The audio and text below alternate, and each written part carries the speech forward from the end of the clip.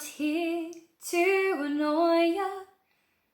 I'm just telling my story that is somewhat gory. Moira is near Derby, and I am no Barbie. It's a nice place for a day out, but I wanted a way out. My life was just buffering, that's what I was suffering. Escape is appealing, it's more than a feeling. It fills you with joy, when you're Mavis from Moira. Oh, I'm sorry. This is what's happened to me, is happening to me. God, I really hope that was the last time. I can't keep going around doing this. I mean, seriously, it fills you with joyra? Joyra is not even a word. I'm expressing myself in words that aren't words just to maintain a rhyme scheme, to push the narrative forward, and all to a tune, a weak tune. But I've discovered that exposition is palatable if you sing it and sell it. But that went a bit Les Miserables, didn't it? At least I wasn't doing a French accent though, that would have been weird.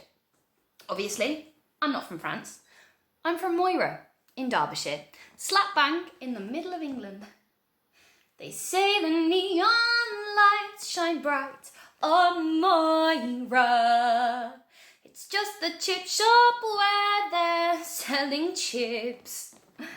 Good chips though, actually. Yeah, really good chips. Maybe even Moira's star attraction. It is a small place. Oh, confused? You're confused. You should try being me. Actually, don't try being me. I've tried being me, never could make it work.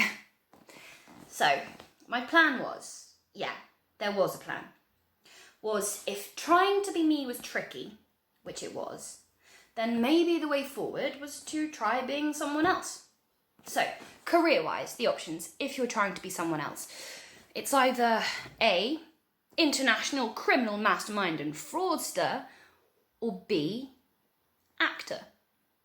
I went for actor. Yeah, I think it was the regular paychecks and the job security that attracted me. Also, I'm from Moira. International criminal mastermind and fraudster felt like a bit of a stretch. So, actor it was. Still is. Serious actor. That was the dream. To be the next Judi Dench. Shakespeare, Chekhov, Ibsen, Beckett, maybe even Pinter. Yeah, Pinter, not Panto. You don't get to be a dame by playing one. Anyway, you have to be a man to play a dame, which is confusing.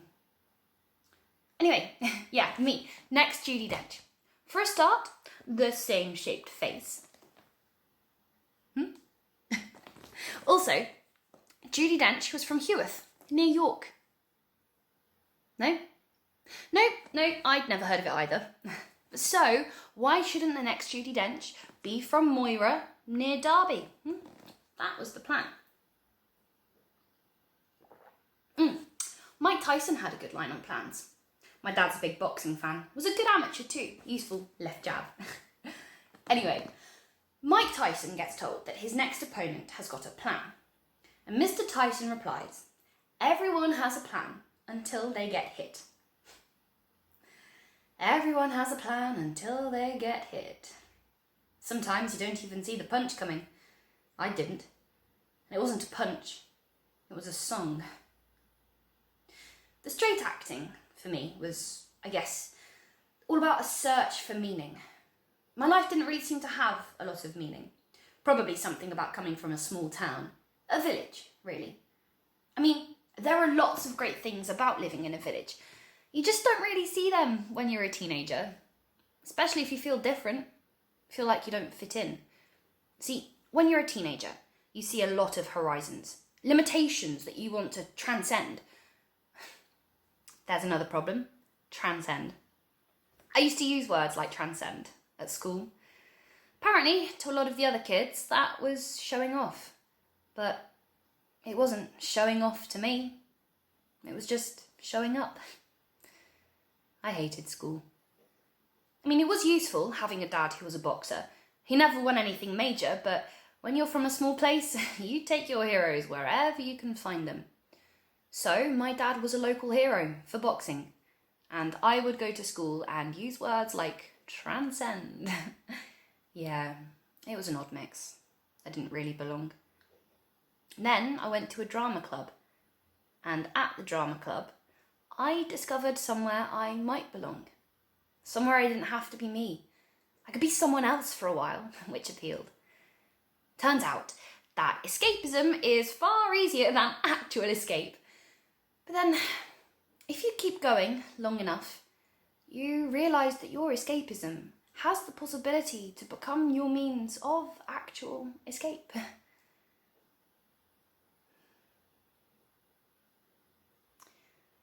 I like to think I'm quite like my dad. Sometimes, late at night, when he gets his trophies out and sits with them in the kitchen with the Jack Daniels, he gets this look in his eye. He gets wistful, and I know what that's about. Boxing was going to be his means of escape, but it only got him so far. Sometimes I think he sees how far he might have got in the bottom of that glass.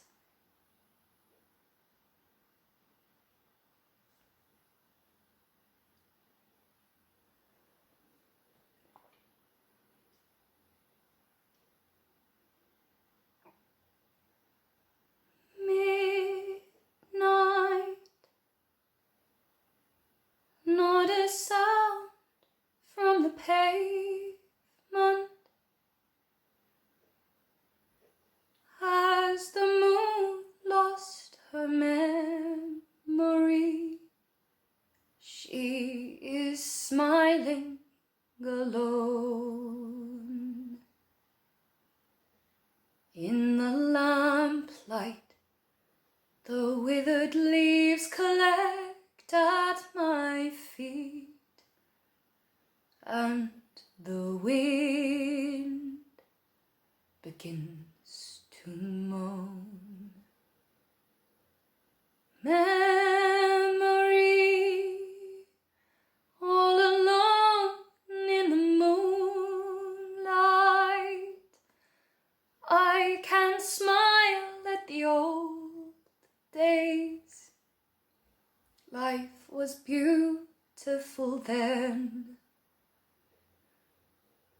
I remember a time I knew what happiness was. Let the memory live again. Every street lamp seems to beat a fatalistic warning. Someone mutters, and a street lamp gutters, and soon it will be morning.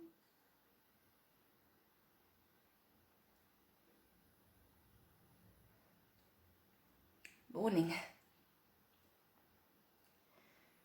Except maybe spelt with a U.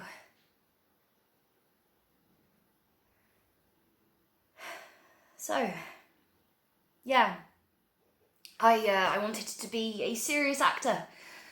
I wanted to get to London, to the West End, to the National Theatre. That was going to be my means of escape. For me, and maybe for Dad too. Theatre was also about belonging, being a part of something, somewhere where I didn't have to conform. Theatre is where the misfits fit. So I worked hard. Serious actor hard. I studied the classics, watched them all on YouTube, because, that's how you access theatre when you live in the middle of nowhere. There's this really amazing clip of Judi Dench as Titania in a production of A Midsummer's Night Dream from 1968.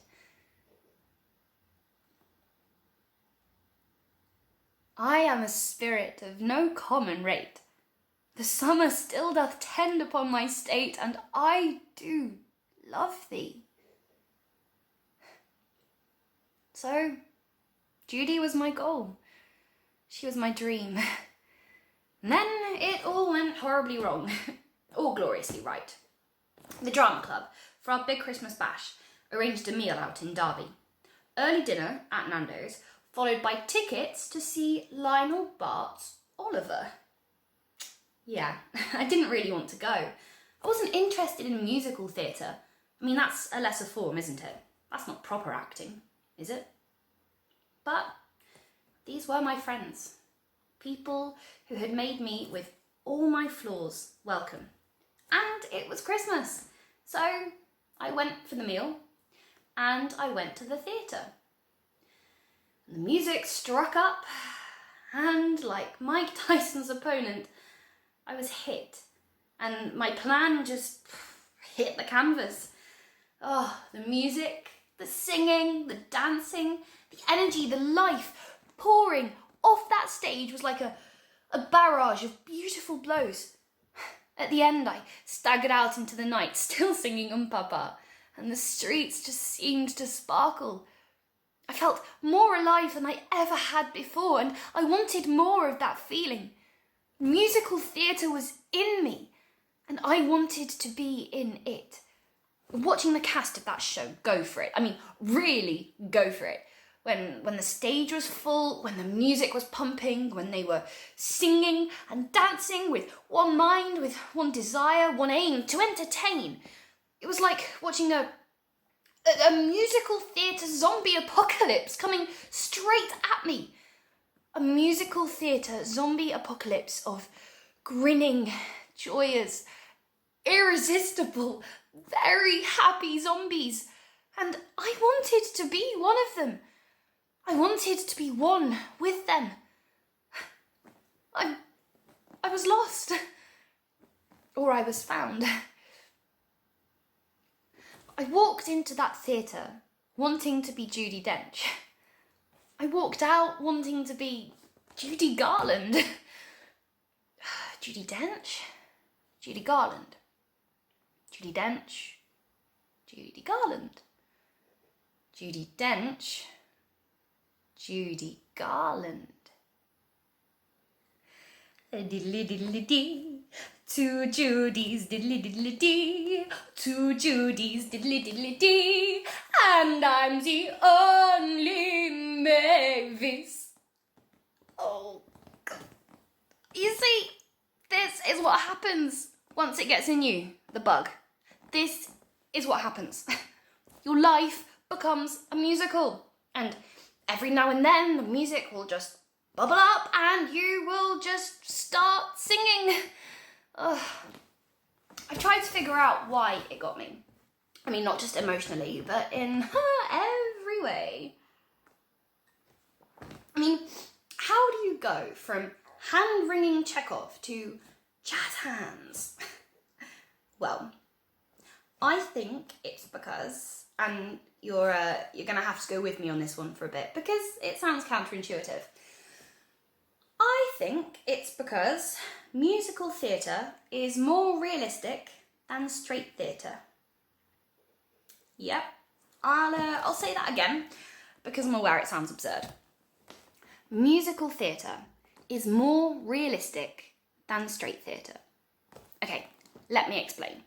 So, in straight theatre, the action takes place within the confines of the stage. So the characters, the emotional moments, the plot, the arc of the story, it all takes place within the confines of the stage. And the staging can be theatrical or realistic or symbolical or, well, anything really. And that is where the play is played out. But that's not realistic. It's not honest. It's not true. Because the actual reality of what is happening in the theatre is that there is an audience. There are people in that space other than the players, and straight plays ignore them. Straight plays deny the reality of their existence. But musical theatre doesn't ignore them. It faces the audience, acknowledges their reality, and then says, here, this is for you. Memory from Cats works in the same way. I mean, you take that song and you sing it for an audience, and it's not a song, it's a soliloquy. It's Shakespeare. It's Shakespeare plus a killer melody. Okay, or how about... Don't cry for me, Argentina. The truth is I never left you. I mean, how is that different from to be or not to be? See, they are both external expressions of internal angst, but only the one that's musical theatre has the balls to be honest about what's going on, to do it with a spotlight, to present it to an audience and say, I know you're there and here, this is for you. Musical theatre acknowledges an audience and so therefore is more realistic. Having said that though, there is one massive way that Cats isn't realistic, and I'm amazed that no one has spotted it before. Cats should have been called dogs. Think about it. Cats, actual cats, don't tell you their life stories. Dogs do. Dogs externalise their internal emotions and communicate them with you all the time. I mean, emotionally, they're embarrassing. But cats tell you nothing, ever, because frankly, they couldn't give a shit about you. So, cats are straight theatre, dogs are musical theatre. In fact, if an actual cat was actually singing Memory, it would be something like midnight. They would stop, stare at you for 3 minutes, saying nothing, and then just walk out. Okay, all right, let's nail this analogy.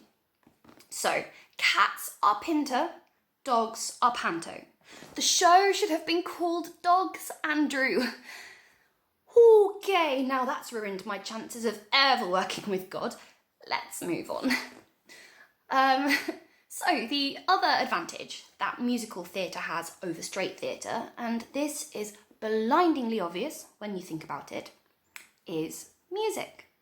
And what music gives us is immediate emotional access. So, in a straight play, it could take a long time for an audience to feel something. I mean, yeah, sure, you might get them thinking something with a handful of words, but feeling something, that can take longer. Sometimes it never happens. Someone watching a play, well, that's all that happens. They watch the play. They're not always emotionally engaged. But musical theatre has music. And music is like shooting up directly into your emotional veins. Let me prove my point.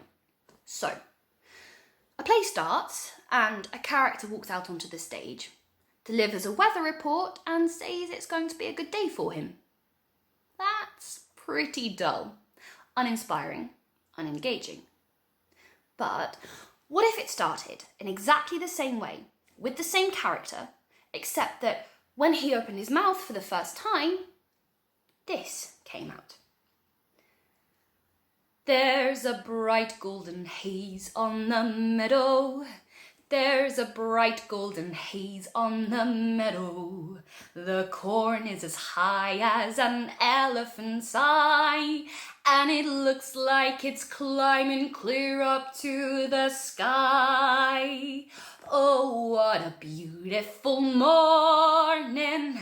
Oh, what a beautiful day. I got a beautiful feeling. Everything's going my way. See? Music accesses your emotions in a way that words on their own just can't. And so that is why I, Mavis from Moira, have decided to embrace the musical theatre zombie apocalypse.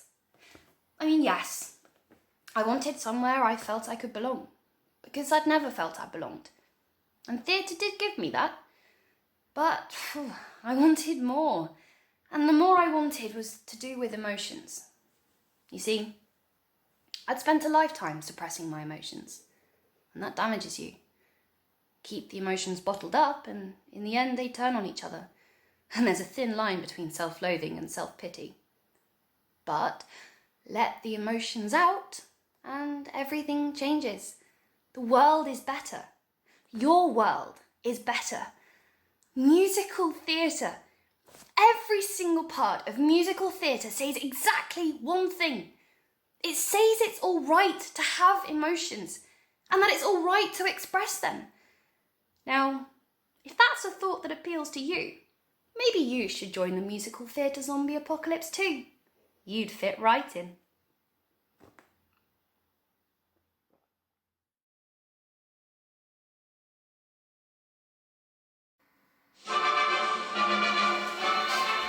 Consider yourself at home. Consider yourself one of the family. We've taken to you so strong. It's clear we're going to get along. Consider yourself well in. Consider yourself part of the furniture. Ooh, there isn't a lot to spare. Who cares? Whatever we got, we share. If it should chance to be, we should see some harder days. Empty lot of days. Why grouse? Always a chance we'll meet somebody to foot the bill, and then the drinks are on the outs. Consider yourself our mate. We don't want to